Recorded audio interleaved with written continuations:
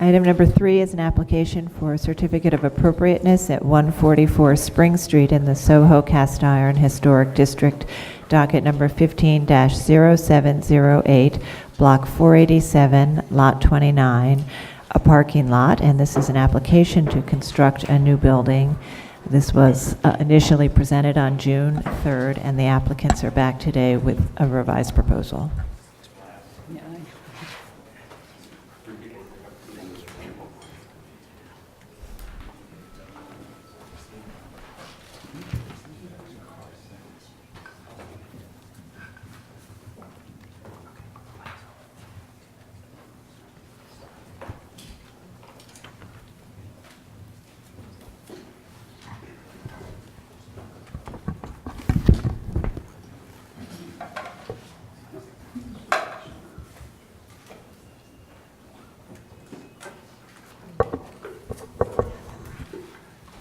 Good morning, Commissioners. Caroline Hushin, Preservation Staff. This application was last presented at the June 3rd public hearing. The proposal was to construct a new glass building at the southwest corner of Spring and Worcester Streets. At that time, the Commissioners had concerns about how the building related to the streetscape and had requested about introducing some more scale and texture on the building. And the design team is here to address all those concerns. Make a motion to reopen. Second. Good morning, Commissioners. Ward Dennis with Higgins and Quaysbarth. As Caroline said, this was presented in June. The building is constructed entirely of structural glazing, so it has no exterior metal supporting members. What we have done since the last hearing is go back and look at how both facades are articulated. I think that there was a great appreciation for how the building worked on Worcester Street with the way that the mezzanines and floors and supporting rods gave a texture to the building, and there was a request to look for a little more of that on Spring Street. What we've done is to adjust the base of Spring Street so that it relates more to the storefront scale along Spring Street. And we've carried around the module of Worcester Street onto Spring Street, leaving this small little reveal here. The large fin wall remains, but we've also added a secondary fin that becomes a cornice up top, which you can see up here. And we've also, which you'll see in a lot more detail later, a base at the building, which came about in some of our discussions with staff. So just to give you a recap on the appropriateness for this, the building is located at the corner of Spring and Worcester. It's now a vacant lot. It was originally a circa 1819 Federal period building. This block of Spring Street was developed completely as one development with 20-foot wide Federal period buildings. Over time, most of Soho has lost that module, but this block retains it, and you can see it in this elevation here. Every one of the buildings is 20 feet wide. Most of the buildings still date from 1819. Even these later alterations from the early 20th centuries are new facades on old buildings. The one exception is this building, which was completely replaced in 1911. One thing that you can see here that this building, that our new building really tries to pick up on, is the evolution of cast iron and the evolution of glass in architecture. And you can see how in the early 20th century they're trying to get more and more glass into buildings. Our building, as we went over in more detail last time, sort of looks at the history of cast iron and uses that, and we think that the glass is really resonant of this history. And you can see in this evolution how buildings go from a more explicit masonry expression to more and more abstraction and more glass on the buildings. And that's very much the idea that we're picking up on in having an all-glass, structurally glazed facade. And this is something that continued into the 20th century in projects like Penn Station, and in particular in the mid-century modern era, Lever House, Seagram Building, and Manning Hanning. The other thing, though, that we realize is that this building sort of fits in a building, which is this idea that there are these small other lots within Soho that have been developed in a very different way over the years. And many of them are sort of these leftover spaces like the rear of the Croc store across the street from us. And many of them get developed with taxpayers because it's very difficult to do a multi-story building on a very small lot like this, particularly with a commercial where you need the two means of egress and all that. So we see these smaller buildings that aren't trying to be cast iron buildings. And our building, while it builds on this idea of the evolution of glass and cast iron, is also not trying to be a cast iron building. So we think it is appropriate to the district and to this particular block for those reasons. And I'm going to hand it over to Frank Grauman, unless there are any questions, to sort of walk through the basic ideas and then the details of the changes that we make. So I'm Frank Grauman, principal with Fulton Selinsky Jackson, architects for this project. Thanks, Ward. Our client set out to do anything but a taxpayer here. We were invited to do this building precisely because of his interest in providing a piece of architecture of substance at this corner. And of course, we were very aware that it's been over 60 years that the building has been vacant because the one multi-story building type that works there is a single-family house, and there's not much market for that. And the zoning doesn't allow it either. Which button on this one?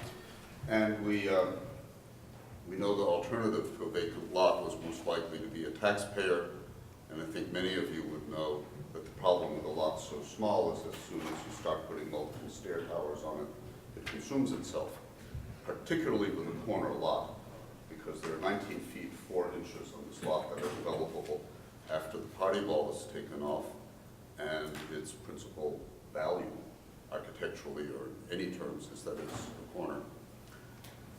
And so you will also find that the project is intricately, almost exquisitely wrought, and I don't mean in the visual sense only, that in order to make this happen, we have to make ultimate use of all available means. And the principal means to save the corner and have an open building that would be inviting is to stay within the limitations of the building code that would allow one of the staircases to be open. And as many of you would know, or you didn't before doing the presentation, that says you can only do a 2-story building and they need to be open to each other. But if we did that and we did the elevator in a transparent enclosure, you have a volume of space there that can be developed architecturally for the benefit of the program, which is a retail program for the client describes as objects of significant value but not significant size. That in effect, if we could draw people up through a building like that, we can make a strong marker on the corner that also performs for that function. With the very little space available on the site and the need to draw people up, the structural solution is that the entire weight-bearing system of the building is along the party ball. And so you're seeing a party ball that carries the structure and a roof that is a cantilever. That allows us to be delicate and open on the 2 public sides. And so you can start to see the architecture of this emerging. One of the most useful ways of making this a multi-level building is that the story is still 1 story, even if it has a mezzanine that is 1/3 of the area below.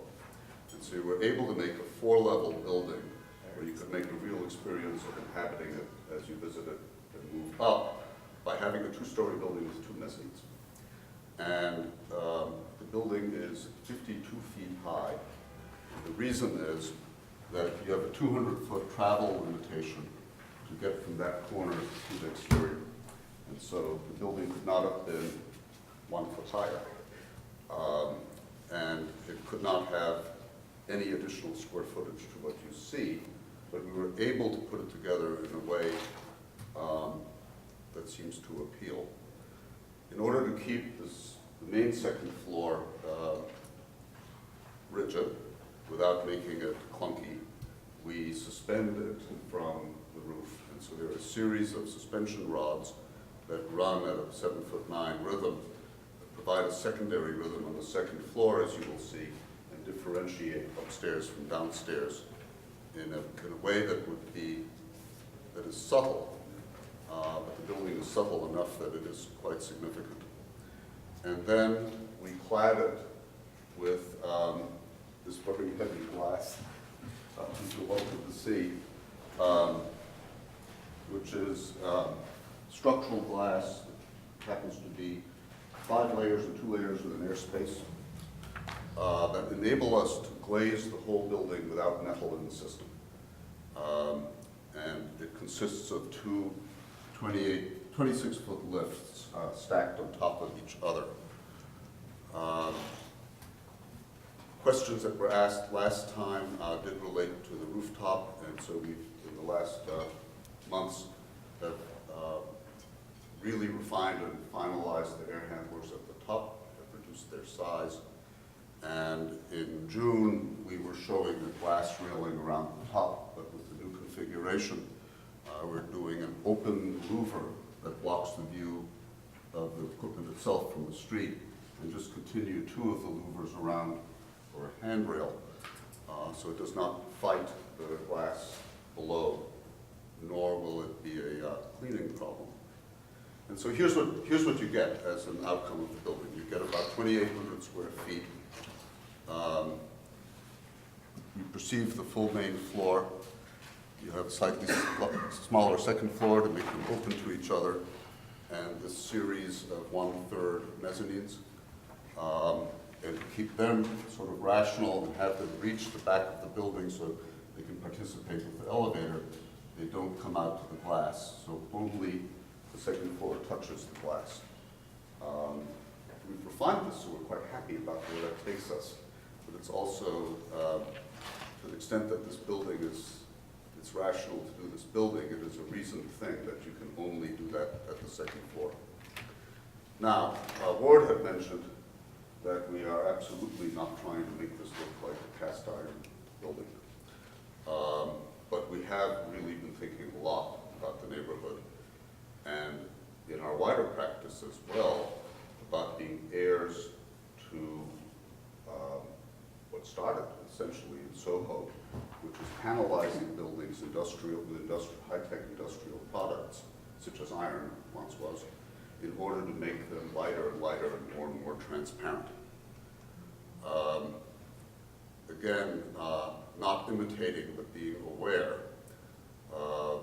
One thing you see a lot in the cast iron district is that panelization led people to use the same module on both facades when they turned the corner. Something that older architecture, handmade architecture didn't do, and modernism generally doesn't do. When you turn the corner and change the message. But there's a kind of industrial charm to that. And there are lessons also about how the spirit of moving up through a narrow building, which was exciting certainly when 101 Spring Street was made, that you could make a building so transparent and so tall, and repeating that spirit in the most exciting way we can now. Again, back to the glazing a bit, as I mentioned, structure only comes out to the exterior of the building at the tips of that inverted F at the top. We therefore need a 26-foot tall piece of glass in order that it can be braced by the floor. And the next piece of glass bears its weight on the first piece and is again braced at the roof. And so we have worked the elevations of our mezzanines and so on to provide shadow. And actually, this is a taller space than that in order to make the first floor seem more important than the second. And then dealt with the skin as being equal, but also introducing the suspending rods for the second floor. We've provided you in the book lots of details. I don't have time to go through them today. One very significant that we are now able to have more of a cornice in the building. You see that at the top there.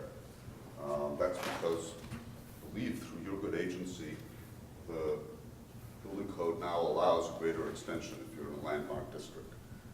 We may need a little help with that because we have the rest of the building approved under the old code. But that was a boon for us, and we think a boon for the outcome. Most of the other details remain as they were.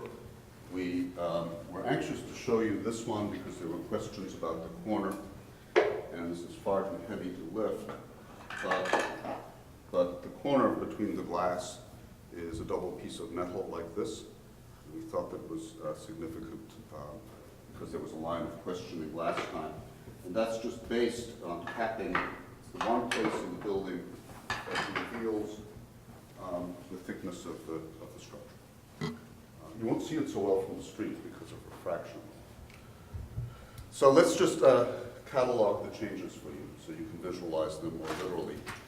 This is a rendering we showed in June, looking west on Spring Street. And there it is now. I'll click back and forth, you'll see what it is. But in this presentation, just in order to narrate all the changes to you, we've then overlaid these little cartoons in red about what's going on. So one of the things that's going on is that our glass module is 7'9" 3/4 inches. And that's what marches along Worcester Street to make up the equal units down to the end. One of the things we asked ourselves in the last couple of months when we're thinking about the Judd building is a way of thinking differently about Spring Street, really to take those 7'9" 3/4 things and just wrap them around using that same logic.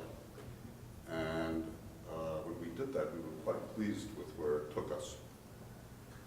Where it took us is that this had as we look at it now, a bit of a weak memory of the tripartite idea, but it's really quite different from the other tripartite buildings nearby, and it changes to this. And so cartooning through what that means, the two 7'9" main pieces of glass that are forward like that give you, to our eyes, a far more handsome set of proportions. And they're favored by what happens when you cut things in half. So the one place where we can put a mid-height seam here is at the door, because the door is a structural booth. Anyway, that rectangle is this rectangle, is this rectangle. And that idea that we got from 101 Spring paid dividends here in a somewhat serendipitous way. When we did that, the notch that had been a third of the width of the building comes down to being a 20-inch width. We're continuing to express it because we think it's important that this forward piece of glass be a facade that comes from corner to corner. We therefore have a 20-inch cornice here and a 20-inch notch there that work together as if symmetrical about the glass. And we bring that down to the street here to give it a keen resolution at the top. And for that reason, we don't take advantage of the code here. This comes out 4 inches, which we're allowed to do, or were before. So you can see up in the upper right how we turn that corner. Just a slight bit of differentiation. There's a reflected ceiling plan, and you can see that the Worcester Street cornice, which is there, is sort of repeated and turns into that slot on this side. Okay. I think that's very good. And why don't we take questions, and then Okay. we can... I think we're just about through, so I'll just motor Okay, through. if you see could the just do that entrance. quickly. Yes. You can see the cornice, you can see the day-night, and with that, we'll take questions. Okay. Thank you. Are there questions for the architect? I just want to note that I know that the first presentation I wasn't here, but I did get a chance to read the record and comments that were provided from members of the public as well as from the community board. I'm aware of some of the comments that the commission members made at that time. And I think that one thing, for me at least, first of all, I think the design of the building in and of itself is very exquisite and elegant, and I appreciate that. I think the question for the commission is about the appropriateness of this building within the Soho Cast Iron District and how it relates to the buildings that have been recognized, the typologies that exist, and in its formation, does it in fact enhance that and therefore is appropriate. I've always thought about new buildings in historic districts, and I think that appropriateness can be both an issue of complement as well as an issue of replication, but also an issue of contrast. And I think that very often this commission has found that buildings that contrast in terms of material and form sometimes and still may still be appropriate. Just speaking from a planner and urban design standpoint, I think the shape and form of this building fits in very well with the character of the neighborhood. It doesn't have to actually match the cornice lines to make it work. I think you can see variations. And I think from that perspective of infilling a lot that for many decades has been vacant is a real positive for the district overall. I think we've seen different responses to buildings in the Cast Iron Historic District. Very often we look at the patterns and configurations of fenestration as a way to meet the standard of appropriateness. Very often we look at depth and recesses as well. But I think in this particular case, it may not be those elements that necessarily lend itself to appropriateness. There may be other factors that the Commission can consider in thinking about appropriateness in this particular case, and I'd like to just open that up to discussion. Fred, yes. Well, I was pretty enthusiastic last time about this building, and I continue to be impressed. In a way, I don't think it gets much better than this in many different ways, and I just want to compliment the extraordinary presentation. It's clear, it's amazingly thoughtful, intellectually based development of an idea.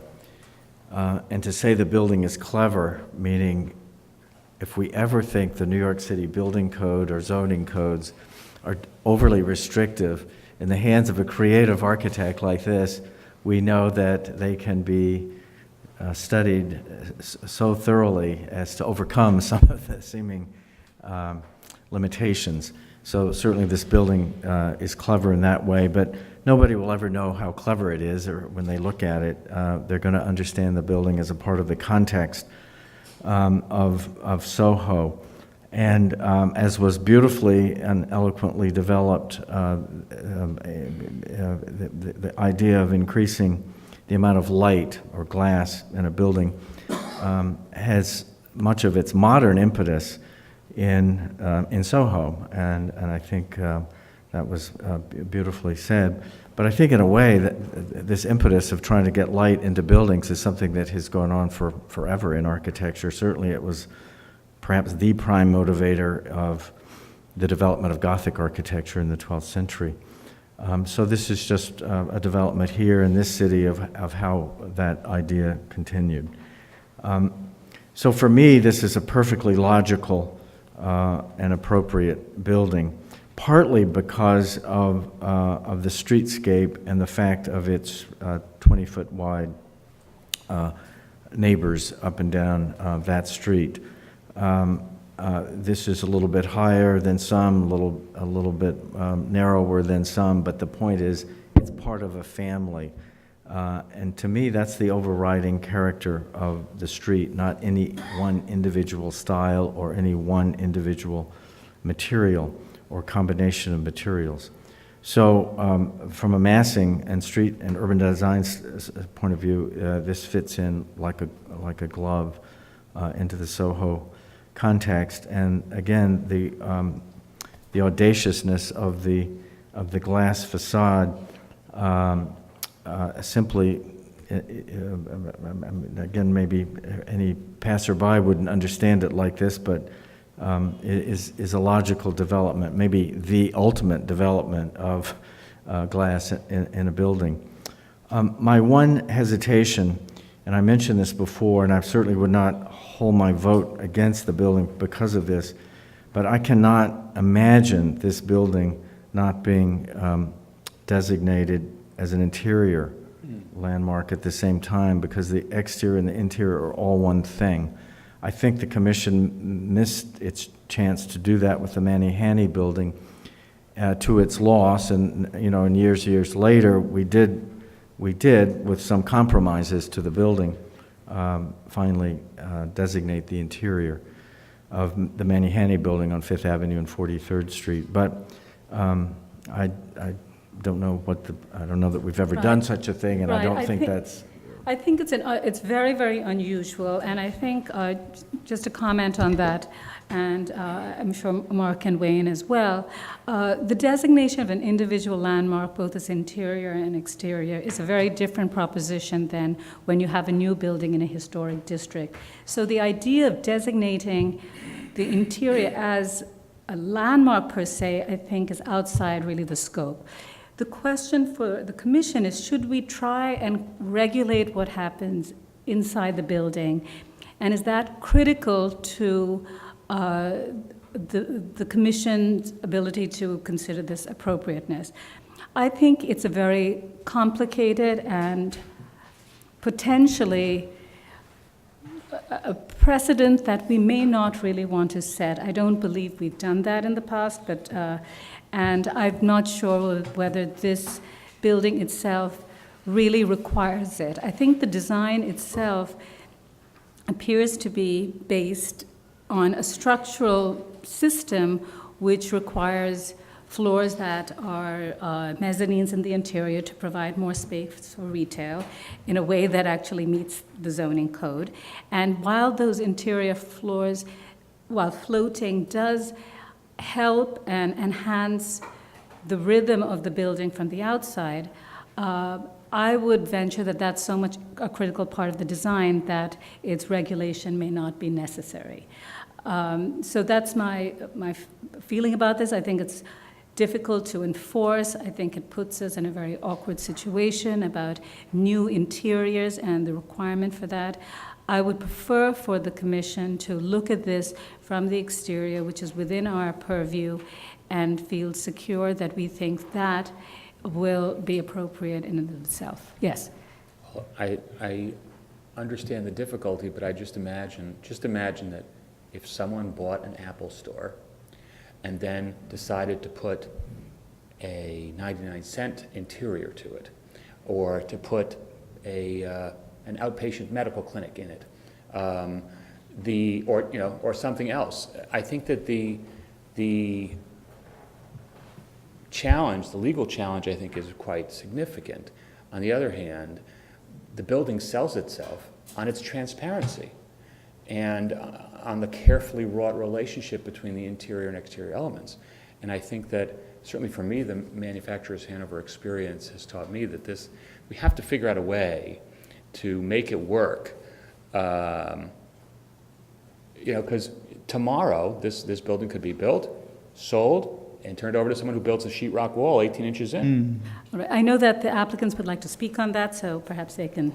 And then, just 1 minute, Ward. Yes, you want to make another comment on I that? would just like to second that. I mean, all one has to do is walk past the Manufacturers Hanover building now and see the Joe Fresh sideshow that's taking place inside that, and realize that the very same thing could happen here. I completely respect that, but I think when we're talking about the Manufacturer Hanover building, it's a designated landmark unto itself. That's, I think, somewhat different here. And Adi, why don't you make your comment, and then we can get a response and continue. Yes, Mark, you want to say something? I just want to underscore that there's a very significant legal obstacle to kind of regulation of the interior here. This is not an interior landmark, our jurisdiction in this district, but for something being an interior landmark is the exterior of the building. This is not eligible to be an interior landmark. It is not 30 years old or older. It is not accessible to the public because it doesn't exist. So I think that there is, and in addition, I would just point out the commission has on numerous occasions approved very transparent storefronts that, are almost as transparent as this, that we deal with the fact that we cannot regulate the interiors. And I think and then I would finally point out one last thing is that even if it was an interior landmark, what we would be regulating, right, is the interior architectural features, which as at this moment in time exist, is simply the mezzanine floors and, it's structural support, which cannot change, as we've heard, because of the zoning issues that they're designed to relate to. So I think the reality here is that there's no real vehicle or means for the commission to regulate the interior here, other than some agreement, okay, which I think would be a difficult precedent and a very difficult thing to enforce over time. Yes, Adi, and then Diana, yes. And You would like them to? if you want to respond to this point, because I have another Okay, entirely. all right. Why don't you respond to the Sure. issue, and then, and Diana, do you want to just say one more question on this point? It's on the same topic, which is just to ask the applicant to respond to how the sense of the architecture, which we are currently wish to approve, I think, from the body here, but how that can be preserved. They would represent that it would be preserved in the future in, the sense of it is possible without, because we're hearing, as we know, that we cannot landmark the interior, so. Okay. But Yes, Chris? if we approve, could the applicant just do anything they wanted in the interior? No. No. Okay. And that's Yes. really the All right. response, I think, and I think the building code and the zoning code are really our friends here, because as Frank pointed out, this building works as a multi-story building if it is 2 stories with mezzanines that are open to the floors above that are less than 30%? 33% of the floor above. So we can't enclose these mezzanines. There's a lot of architecture that we can't do within the building.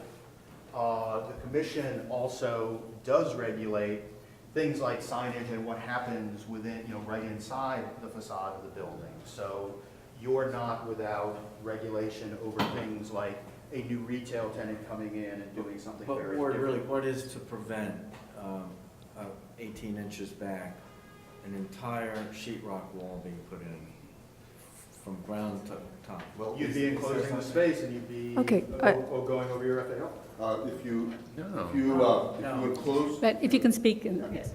if you enclose space on one of the main floors, the mezzanine would have to diminish in size proportionally because the area it's open to is smaller. If you enclose space in the mezzanine, it ceases to be a mezzanine and becomes a story.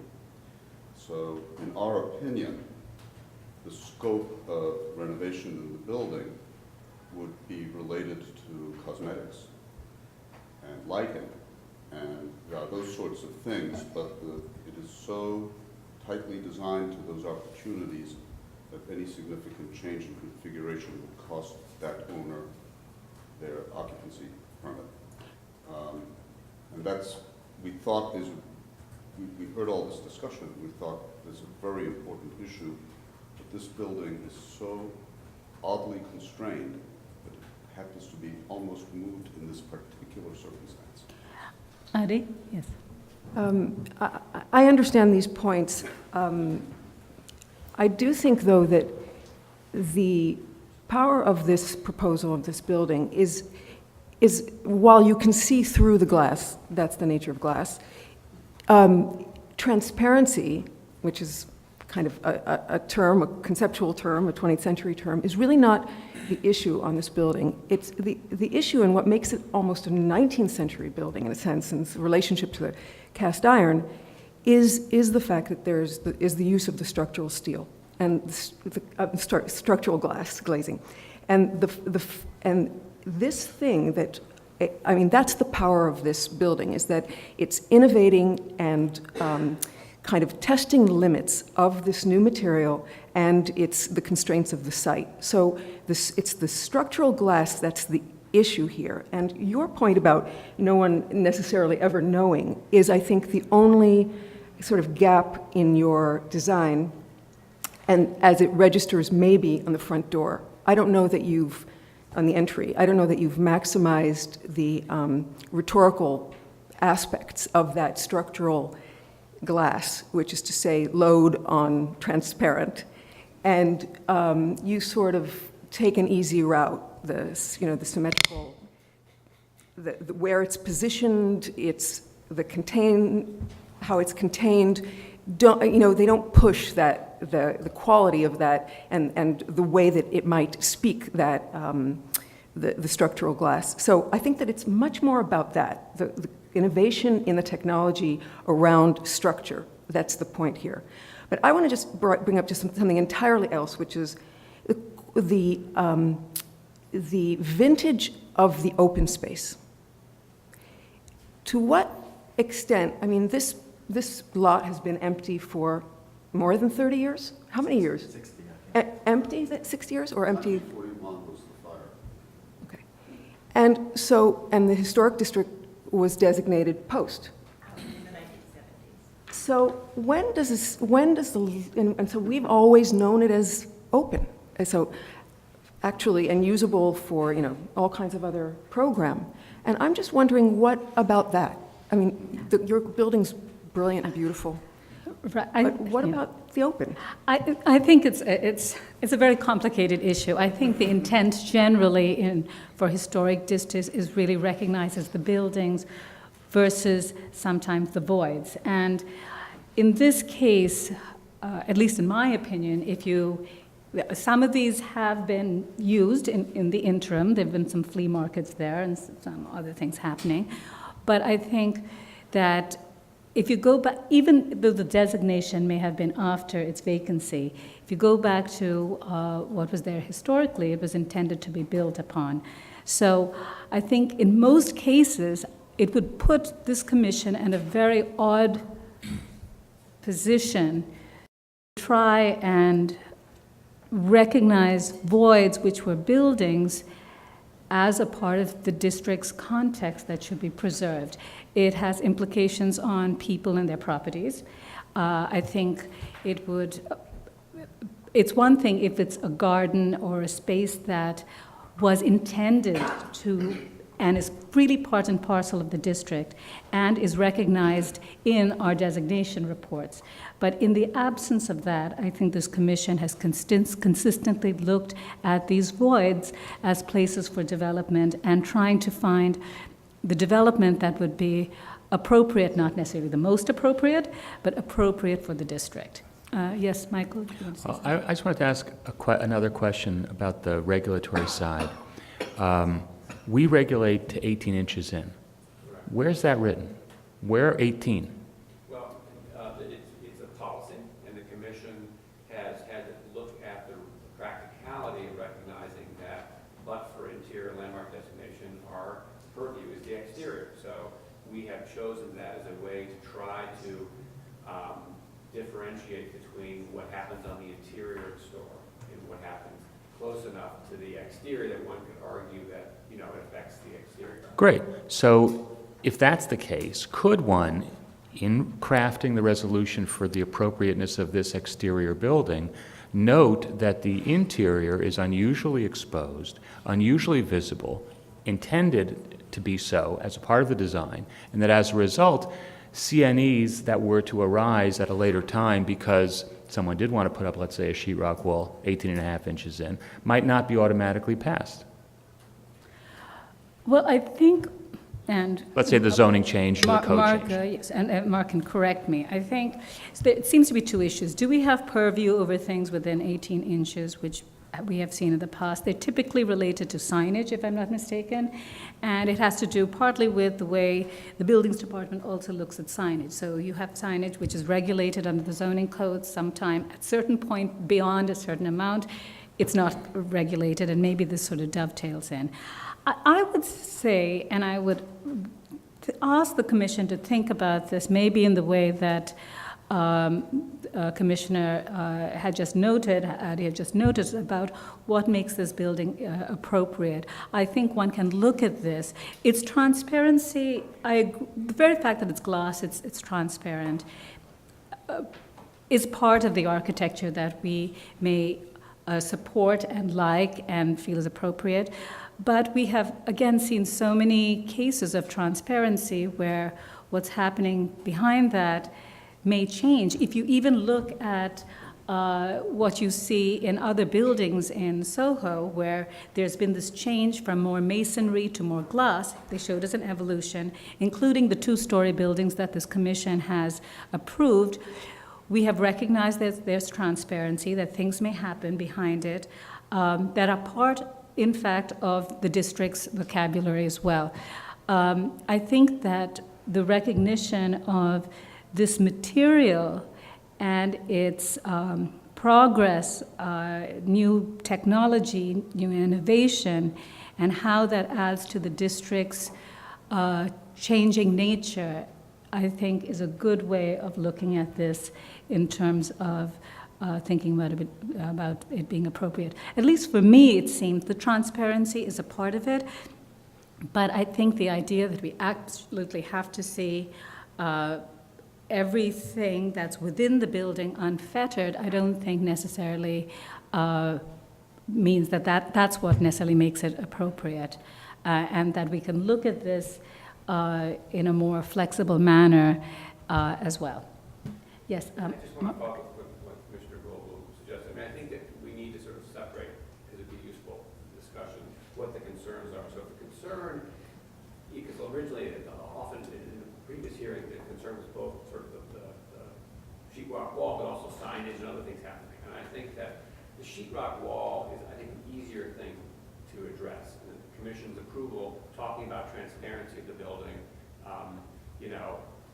will allow and will allow the Commission to say, maybe we do say 24 inches, that the sheetrock wall, no sheetrock wall can be built in 24 inches. I mean, again, given the size of this lot, you're going to start eliminating its utility.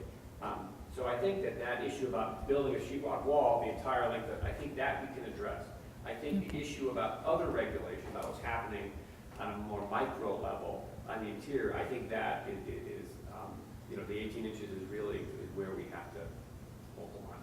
And I think we could do that and incorporate that into our resolution. What that would mean is within this certain area of jurisdiction, so to speak, we will ensure that you're not going to find these things happening, regardless of the zoning, and the zoning may change as well. And I think that may be a good solution to this that can get us to support it. Michael, do you want to say something else? I just thought that we've fallen down that particular rabbit hole. It's a very good one to fall into, but I think that in general the building is a remarkable thing. I thought, Adi, what you were saying about the structure is very appropriate, and it's also funny because it made me think that it's a perfect carrying forth of the cast iron idea, which was in fact very high tech, but also cloaking itself in old tech, right? It was dressing itself up as masonry, whereas it wasn't. And I think your observation about kind of hiding the structurality of the glass it's cool. It's kind of a neat thing. But I want to just say that I thought that the changes that were made the design better, and I think that I for one appreciate the applicant's effort in re-examining especially the Spring Street facade, where I felt that previously the kind of A-B design didn't fit in with the block, and here the moving away from that has given them the benefit not only of wrapping the corner in a way that, as they presented, relates to the Soho cast iron precedent, but it also gives the facade, looked at as part of that streetscape, I think, a better fit with the building. And I think that the introduction of the cornice is okay. I didn't think it needed it, but it does do a cute trick with the symmetry of the Spring Street facade. And I think in general the building's going to be a very interesting and perhaps unexpected in some places contribution to the district. I thought that Ward's presentation about the way that these small sites become developed idiosyncratically, I think that was convincing for me, and I think that even though this building will not be a replicative building, and nor should it be, I think it makes it, for me, even more appropriate in understanding that there's a history of that. All right, so let me just go back to the issue about whether we want to include this area within the building and have that addressed in our resolution. My own perspective is that I wouldn't need that to find that this building's appropriate. No, would you? Okay, so is there any need to really put that? Okay with it as well. I would, yes, Roberta? I just wanted to just back up a bit. The things that I found problematic in the first presentation, I don't really see that they changed a lot. I mean, because it wasn't, I love the building as an architect. I think that the building is fantastic. And my concern before, and I guess I'm still not convinced that it's changed, is the appropriateness for the cast iron district. That's it. Okay. You know, I love it. I think that transparency is a great thing, but I guess my question is it saying that, I mean, because for me, this is a building that could be in any district, in any area. I mean, if it can be here, it can be anywhere.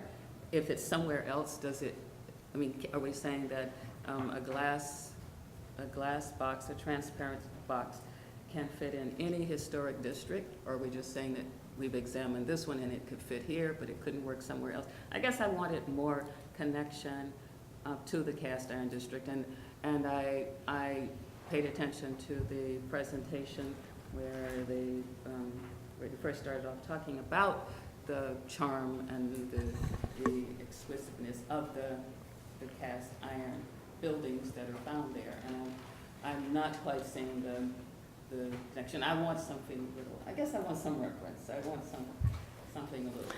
That's what I'm saying. Not to say that I don't like the building. So I'm on the fence. And I do see the building as a great building. I'm just not convinced that this is, it answers whatever the problem was or the question was for this particular site. Right. I mean, one thing very interesting is that I think you will find, not only in cast iron historic district, other historic districts where you have a building that responds to its character and its surrounding area, both abstractly or actually physically, which you may find in another district, in another city. I think the uniqueness of each building is not necessarily the standard for appropriateness, but I at least what I found persuasive, and I think Michael said that as well, that the narrative that was provided to us today actually gave us other things to think about. First, that this is not a replication of a cast iron building, that this speaks to another typology within the district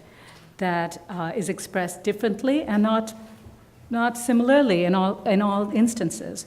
But there are other aspects that speak to the more overriding or prevalent context, which is its shape and form. So whether you see this somewhere else, perhaps, but I think that there are certain aspects to this building in terms of its treatment, and particularly the structural aspect, which is very much about this district and its progression over time. Abstract, because one may not be able to see it readily, but I think as a commission we understand why we are making this determination. I mean, you may not agree, but I think that's some of the arguments that put forward. Yes, Diana, wanted to say something? I was just going to agree that while it's I think it's a unique situation, and I did buy the interpretation of the history of the cast iron district and how this other media is achieving this. Obviously, I can see that there would be lots of other buildings that I would not feel comfortable with approving, but I think that it is an appropriate modern interpretation, and that's just really a judgment call, but I agree in this case. All right. Are we ready to vote? Any other concerns?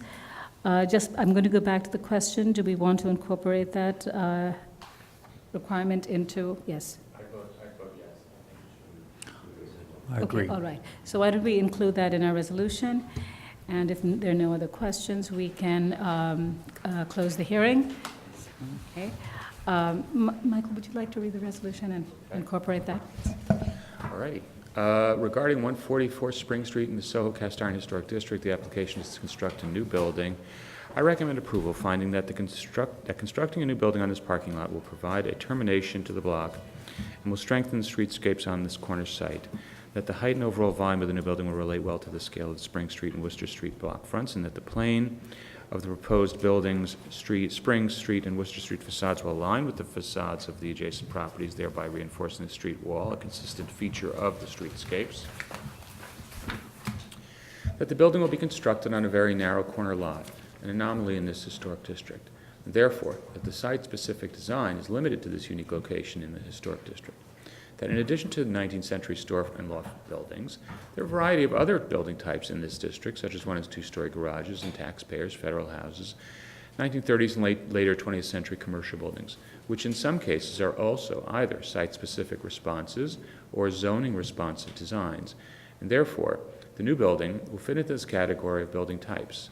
That the minimalist glass and metal design of the building will employ the latest structural engineering methodologies in construction and assembly, and therefore will recall the evolution of these materials in this historic district, which illustrates the evolution of building technologies from frame house to masonry load-bearing construction and to cast iron assemblies, which strived for transparency by encompassing large areas of glass. That a level of articulation and texture will be achieved through this advanced technology, utilizing repetitive panels of structural glass recessed behind the stainless steel enframement that wraps the building with vertical joints at both facades. That the projecting bead blasted stainless steel at the top and base of the building and at the reveal on the Spring Street facade will frame the glass facades and recall the depth, detail, and layering found on buildings of varying types and styles within this historic district. That the minimalist metal signage consisting of lettering located within the Spring Street entrance will be non-illuminated, simple in design, and integral to the building's design. The placement, materials, and finish of the stair bulkhead and mechanical equipment located at the southwestern area of the roof will help to minimize its presence of the roof and blend in with the surrounding streetscape. Additionally, I want to note that the building's design is uniquely transparent, and that as a result of that, the Commission recognizes. I think we should just, so I've drafted language which you can add to the end. Go. Okay, that any significant reduction of transparency into the building occurring within 24 inches of the interior plane of glass will be reviewed by the full commission as a certificate of appropriateness. Can we just call that an amendment as opposed to a certificate of appropriateness? Yes, an amendment to this. Well, it Okay. depends on when it occurs, because it could happen afterwards. Oh, Yeah. okay. What he said. What is significant? Well, I think that what we're talking about here is we do not want to be regulating if they're putting a display case up against. I mean, we're talking about, what we're talking about here, so everyone's clear, is this notion of, you know, and again, we're talking about something occurring at the first and second floor, because everything else is set so far Right. back. So we're talking about some very significant, you know, a wall, some sort of wall that occurs along the entire length, or the entire height of that. Can we say that as a for example, in the nature of? Sure. I mean, well, we're already saying it, right? It's already happening right here in this conversation. The context is, no one wants to see a wall going up, you know. Or large signage or, you know, something That's right. significant and architectural in nature Okay. and relatively permanent. Okay. No, I think there's more, right? Is there more? Okay. That's it. Okay. Okay. All in favor? Aye. Any opposed? Okay, Roberta? Okay. The application has been approved.